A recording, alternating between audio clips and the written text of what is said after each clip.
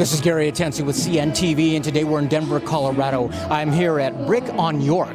Since 2015, this award-winning open kitchen with wood-fired menu has been honoring the past and bringing the passion to every aspect of the folks here in the neighborhood. I'm here with Travis. Thanks for joining us here. Let's start off a little bit about yourself. You're a guy who enjoys some travel, enjoys a glass of wine.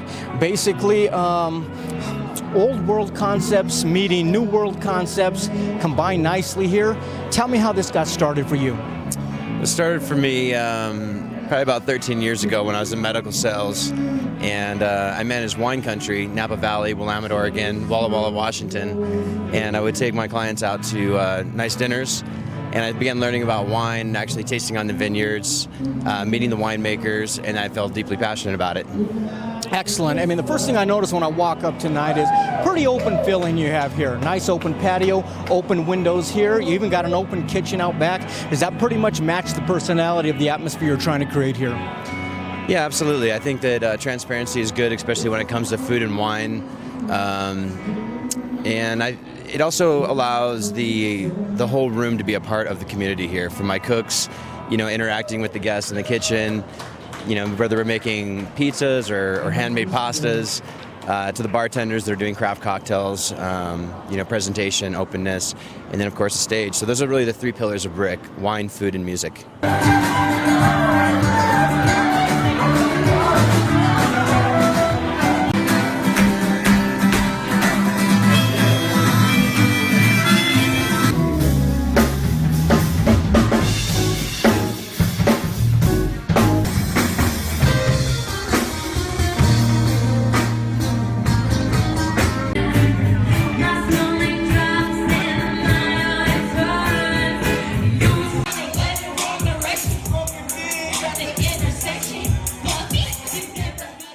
Absolutely. I mean, I introduced you as the owner, but I understand there might be a co-owner here in our midst, somebody who has a pretty important position. I believe the last name or middle name is Mario.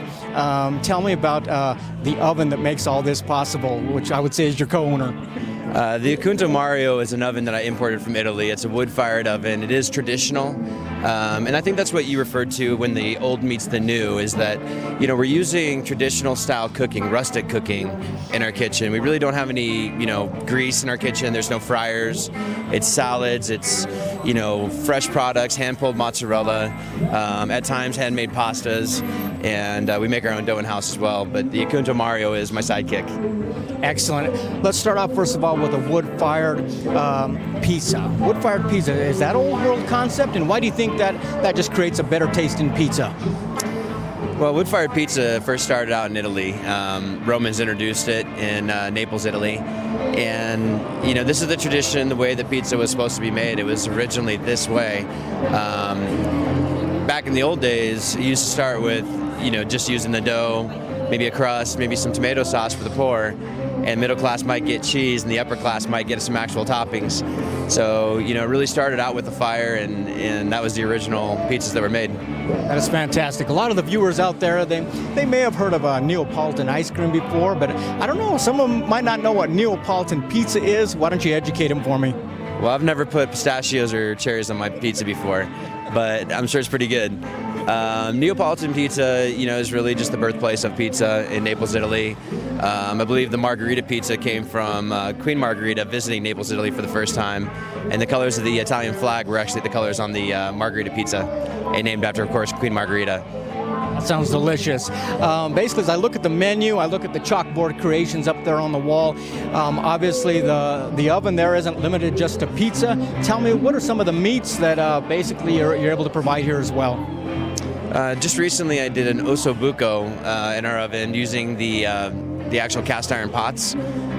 We also have wood-fired plates that we can put in there that are also cast iron, and I can sear a really good steak at about between 750 and 900 degrees, and I do a steak Florentine. You have a thing on there which is, I believe it's a brick by brick options that you can pretty much add. What is that, meats and cheese as well, or just one? So with the brick by brick options, we use very high quality ingredients on our pizzas. Yellow roasted tomatoes, artichoke hearts, could be burrata.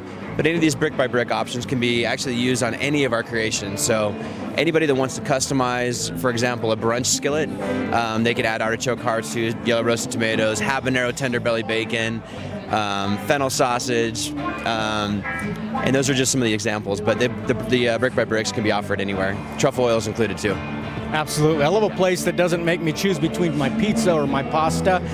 Tell me, if a guy wanted to come in here and try some good pasta, what would you recommend for him? Well, one of our newest additions is the white clam pasta, and we start with actually just using some garlic butter, garlic and butter, excuse me, and then we'll put a little bit of white wine in there just to deglaze the pan, and then we'll add fresh basil, white clams, a little bit of clam sauce to it, and pecorino and pasta, and it's a beautiful dish. Wonderful. Pasta is great. You got mac and cheese. You got the staple of Italian, which is spaghetti. Do people seem to gravitate toward one or the other, or do you see them kind of moving around the menu the more they come in? I would say the majority of people that come in really do enjoy getting a charcuterie plate to start. They usually end up with a pizza. It's what we're known for. The wood-fired oven is, some of the best pizzas in Denver. We rated top 10. Best wine bar by a couple different establishments. But definitely if you're going to come in, have a charcuterie plate, a pizza, and a glass of wine. It'll all complement each other very well. We spoke about Neapolitan being the cheeses there that make the pizza, but we got to touch on a few of these toppings that you have. Maple bacon topping, names like Diablo, Zombie. You've even got a pizza that is named after Colfax, I understand. Tell me a little bit about those as well. Well, our pizzas are, because we're fusing old world and new world together, we're using very traditional ingredients, but we are, doing a new combination. Colfax green is, just using our vegetables on top of, actually we start with olive oil and garlic, and then from there we build it with Calabria chilies, roasted artichoke hearts, usually asparagus, green bell peppers, and caramelized onion.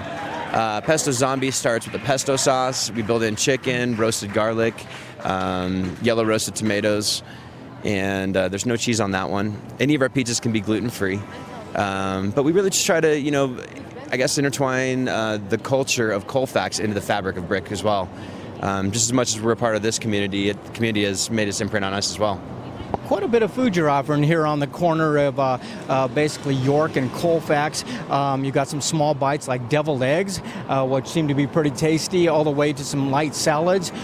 Pretty much like you mentioned earlier, fresh is the most important aspect when it comes to the food here, I imagine.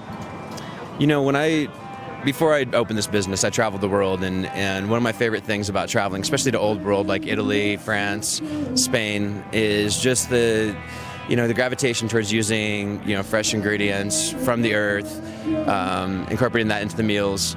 And that's exactly how we cook here. It's from scratch. It's using local produce when possible, organic produce when possible, antibiotic-free, cage-free, chicken eggs. The bacon that we use is tender belly. And then, of course, on the wine side, we're really looking for wines that describe the right region. I'm a level 2 som. I also have Monica, who's a level 3 som here and also an instructor at the Wine Guild. But we try to be very correct about the ingredients and the wines and making sure that we're from the right region, and that everything pairs together very nice. So there's a little bit of history in everything we do. Absolutely. You mentioned earlier that basically becoming the fabric of the community here. We could talk food all day. Obviously, you have some great stuff on the menu, but really the Brik experience is really about atmosphere. I mean, I know a lot of places that bring in live local music every once in a while. Based on your itinerary, what you brought in here just in the past months here, I'd say this pretty much qualifies as a venue. Why is live music important to you?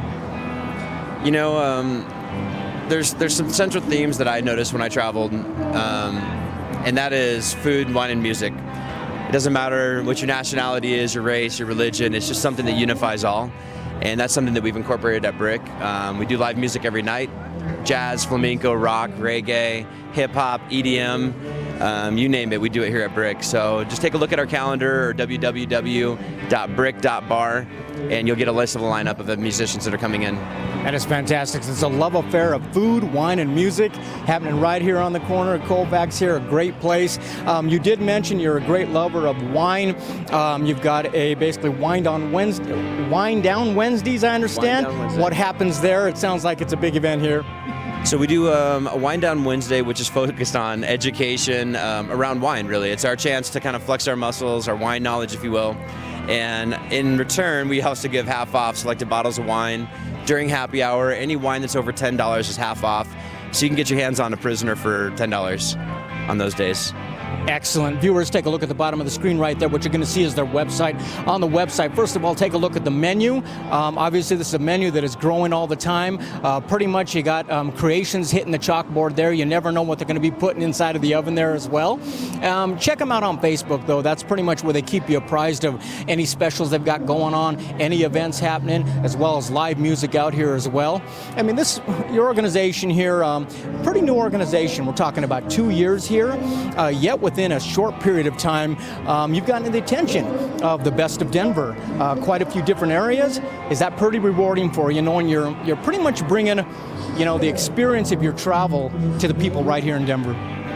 Yes, it's very rewarding to be acknowledged by the community. I'm pouring my passion into this place. I built this place with my bare hands. It started out on flying around on airplanes to just having an idea to actually, traveling to these different regions. And throughout my travels, I was always sharing the wine that I bring back from Argentina or Spain or Italy with my friends, doing dinners. And then now it's just really, it's a microphone for me to be able to spread that to a wider audience and show Colfax, what another culture offers. Absolutely. Last time, viewers, take a look at the bottom of the screen right there. You're going to see their contact information right there. Come down, check them out. You got parking in the back right there. You want to come out on a nice summer evening, check it out. Here in Colorado, the temperature drops a little bit. We're already outside having a great time. The windows are open. Live music, local musicians, a great menu. Basically, you're going to find something for everybody here. Even breakfast. You can check out some brunch they're starting to serve now on the weekends. Check them out as well. Once again, that is Brik on York since 2015, serving it up right here in Denver, Colorado. This is Gary Atencio with CNTV, and if you don't know, now you know.